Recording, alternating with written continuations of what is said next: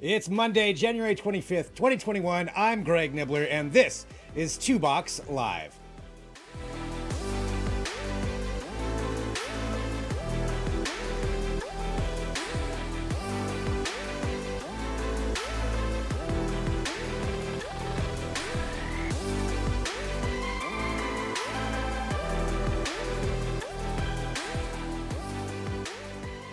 And hello, everyone. Yes, indeed, this is Two Box Live. I am Greg Nibbler, and thanks for joining us wherever you are. We do appreciate you tuning in to the show. Of course, we're broadcasting live on a number of platforms, so whatever one you're finding us on, whenever that is, hit subscribe, share the show, let other people know about it. We do appreciate that. And of course, you can always leave your comments, whether we're live or not. But indeed, we are live, and that is what we do here with this show. A lot to talk about today to catch you up to date to start the week off, but let's begin with this.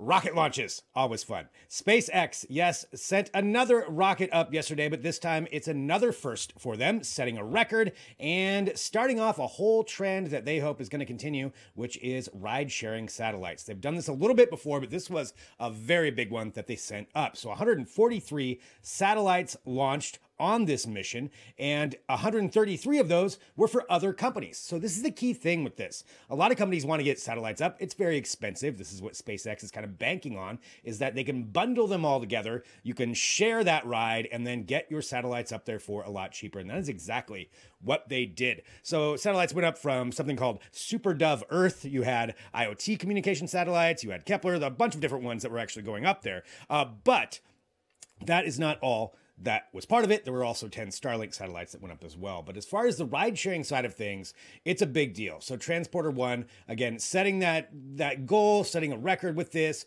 of getting all of those up there, safely landing it back again, like they're doing. It's starting to become a routine thing to see, but it's not routine. This is a really, really big development. So that was part of what the launch was, setting up those satellites. That was the Transporter One, and that's something that's going to continue on as they get more missions and they fill up these slots of smaller companies, more satellites. That's really the key to the game right there. You've got that happened, but that's not the only part. I mentioned 133 satellites for those. There were also 10 more Starlink satellites that went up as part of SpaceX's goal to encompass the globe in satellites to provide satellite internet wherever you are on Earth. And they did it again.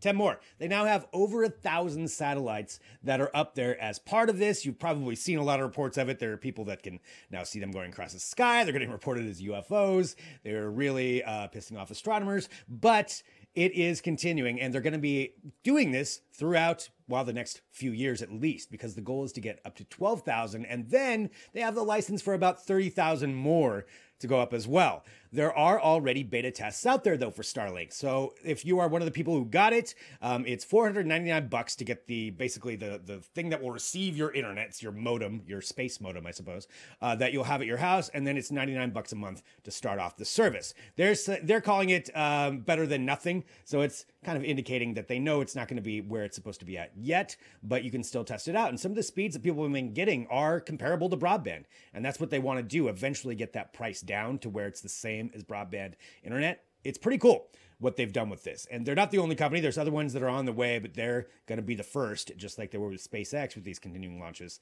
Starlink is the first one out there. And if you have tested it out, I would love to hear from you. If you're a beta tester, I've tried to get my beta test, but I don't really want to pay the $500. But it does seem like it's a pretty cool prospect to be able to get that. And that would just, further enhance the ability for people in remote areas, in all honesty, to get broadband internet. That is an important thing, but that is something else SpaceX sent up. And there is another launch coming later this week. So it's estimated to be Friday. These things can change, just like this last one switched over a couple of days, but there's another launch coming up, so you can follow along with that and hit subscribe to Two Box Media, and we'll share it with you. We'll bring it to you. So that way you don't have to go anywhere. You just sit right there. You'll get a notification. Hey, Two Box Media's showing a space launch. That's good. All right, so hit subscribe. Continuing on with some trending news here to start your day off. Let's go to this. Now, Apple has made it very apparent they want to get into the services market, and they launched a bunch of new ones here over this last fall, one of them being Apple Fitness Plus. It's supposed to be kind of a competitor to Peloton. It utilizes all the Apple devices that are out there, and now they've unveiled a new feature for the Apple Watch, and I want to get your opinion on this. So this is what they have done. It's called a time to walk. That's what it's called. Time to walk. what it is celebrity voices that will speak to you while you're walking. So a podcast, I guess, is what you would normally call that. But this is called Time to Walk. And they've got a few different celebrities that they've showcased at first. You've got Dolly Parton, who's going to be one of them. You've got Draymond Green. Like, okay, I don't know if I need 20 minutes of Draymond Green talking to me, but that's fine. Shawn Mendes, and I definitely don't need any amount of time of Shawn Mendes talking to me, but maybe somebody out there does. And there's some other ones that are going to be along the way too, including Uzo Aduba from Orange is the New Black. So they're going to be replacing these kind of as they go through week by week. We don't know exactly what that schedule is going to be yet. They haven't said that, but you will have to have the Apple Watch to do it. Now here's how it kind of technically works. You will download these things. They will just play on your Apple Watch. So you're not going to be able to listen to them anywhere else. And only if you have the Fitness Plus service. It will go along with it. There will be visual cues and audio cues as you walk. So it's supposed to be part of your workout. You get to the end of it, and each one's kind of a different amount of length. And then they'll have recommended songs by the artist that you can listen to go along with it. Again, this is what they want to bring to you. So it's, I guess, a personalized, not personalized really, but personalized for this service podcast of somebody talking to you about their lives, I guess. But it is an interesting way to go about it. You know, as we see this fitness market really explode, obviously Peloton got way ahead of everybody, and now Apple's trying to take over some of that, some of the subscription side of things. That's what they're bringing to the table. What do you think about that? Is that something that would get you to go like, you know what, I wasn't going to walk today, but I really want to hear what Draymond Green wants to tell me, so I better get up there and go do it? Or is this, you know, just something that you're really not even interested in? I would be curious to know how motivating of a factor this is, but it's something else they're bringing to the table. And I would expect there's going to be more and more things they'll announce here over the next coming months to try to get people into the Apple Fitness Plus ecosystem. But that is what Apple is bringing you today. That was announced today. So let us know about how you feel about Time to Walk. All right, continuing on here. Some other news, these streaming services, when it comes to television and movies, that battle is big. That is something that we've seen completely revolutionize how we get our content over the last couple of years, but really over these last several months. There's so many more that are coming in.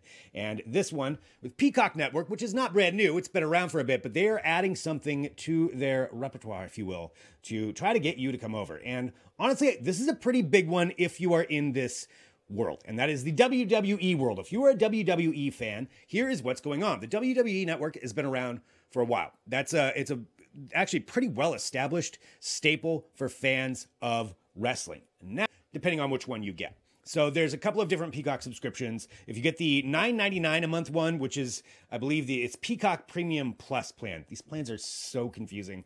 It's the one without advertisements. If you get that one, then you're also going to be now getting WWE and all of those live events through that app. That's a pretty sweet deal, and it's a really smart move by Peacock.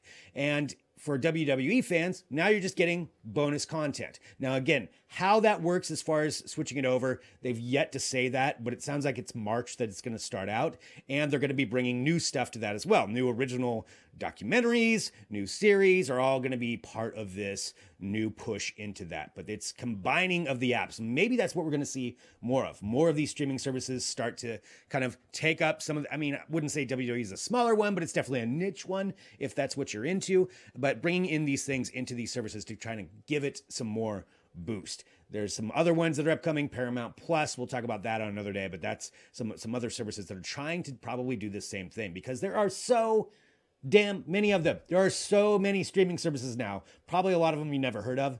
And I think this is part of what's going to be a big push. We're going to see these conglomerates start gobbling up some of the other ones just to try to get you to give your $9.99 a month or whatever it is to them.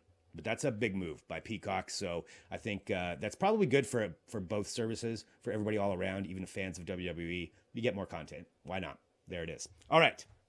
Continuing on here. Some other trending news to think about here as we start the week off. What about shopping in a grocery store? Yes, it's changed. A lot of us, shop online, but some of us still go to the grocery store to do that. And social distancing is a big thing. Also, just the ways that is going to change is happening right now. So we've seen the Amazon Go stores, which are ways that you walk in, you don't touch anything really. Well, I mean, you just grab your food, throw it in a basket, and then it registers it, and then you walk out. That takes a lot of technology to do that, a lot of camera work. This is something that Kroger is trying right now. And if you're in the Cincinnati market, it's somewhere around there, they're doing this first, but it's called Krogo. Krogo, not Grogo. Krogo. So Krogo is essentially it's a smart shopping cart.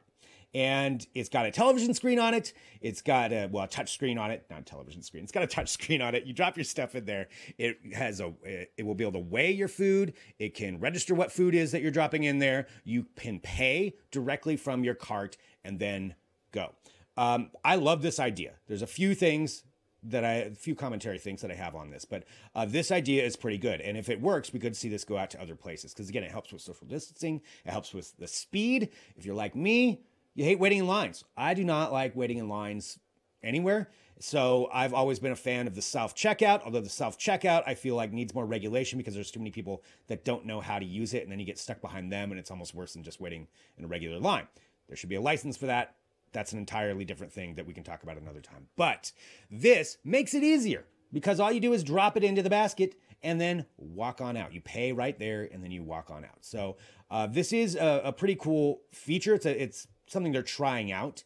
And again, it's less expensive than outfitting an entire store with cameras and surveillance software in order to do the just straight walk in, walk out like Amazon Go. So it's definitely a unique thing. Trying it out in one store. This is just, again, Kroger, but that's a huge brand. So if it's successful there, you can see this rolling out to other places. How they're going to control these carts walking away. I mean, yeah, you have the locking wheel mechanism if you try to take it off the grounds, but this seems like it's a bit more of an expensive shopping cart to be disappearing from the lot. So that may be an issue for them, but that is something they're trying with Krogo. I think the branding may need a little work, but Krogo, that is what they're trying out there with the smart shopping cart. All right. One final thing here for you to know about, again, just keeping you up to date with some trending tech. And this is something that at this point will go anywhere. And Airbnb is testing that out because they have now set up a 7-Eleven to be a, quote, gamer's paradise in Dallas, Texas. This is something that you can go to February 26th to 28th. You can try to reserve a night at a 7-Eleven. They have set this one up with a PlayStation 5 gaming center within it. There is going to be all you can drink slushies, or Slurpees, excuse me. All you can drink Slurpees.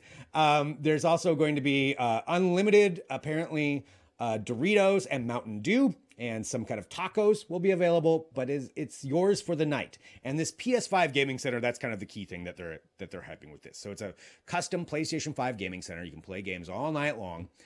You can eat all night long. It's only for 2 people. So 2 people from the same household. That's how they're limiting this. Obviously, COVID restrictions are going to be doing a deep clean of the entire thing. And there's staff on hand that will be there to help you out. And you got to wear a mask when you're not eating or, I believe, playing the game. But that is what they're doing. And I think this just proves, like, right now, we are desperate for anything to do and anywhere to go. Like, this sounds appealing to me. I want to go spend the night at a 7-Eleven in Dallas, Texas and play video games. I mean, that's really where we're at. I'm tired of lockdown. I'm tired of quarantine. I'm really ready for this to be over. But nonetheless, that is something that you can do. Airbnb is betting on it. So let us know if that's something you would want to do. Go spend the night in the 7-Eleven. I don't think they're allowing other customers in, but that could definitely add some more variance to that. But that is what they're doing. All right. Again, we keep you up to date with what's going on in tech, and we've got a lot more coming this week. As usual, we are live every Monday and Friday, 10 a.m. Pacific. And please hit subscribe. Share the show. Let other people know about it. It's at 2Box Media, TWO Box Media. That's where you can follow us. That's where you'll get the notifications when we go live or whatever it may be. All kinds of surprises always coming on there. And definitely visit our YouTube channel, youtube.com/2boxmedia, and take a look at some of the videos on there. And again, share, like, subscribe, comment, all of that. Let us know what you think. Send an email, info@2boxmedia.com or greg@2boxmedia.com. Follow me on Twitter, whatever it is. Let us know what you think about it, and we will certainly get back to you and let you know how we feel about that. But that's what we got for today, and I thank you all very much. And on behalf of myself, Jess Serba, Mikey Solis, thanks for watching. We'll be back on Friday with a new live edition of 2Box Live.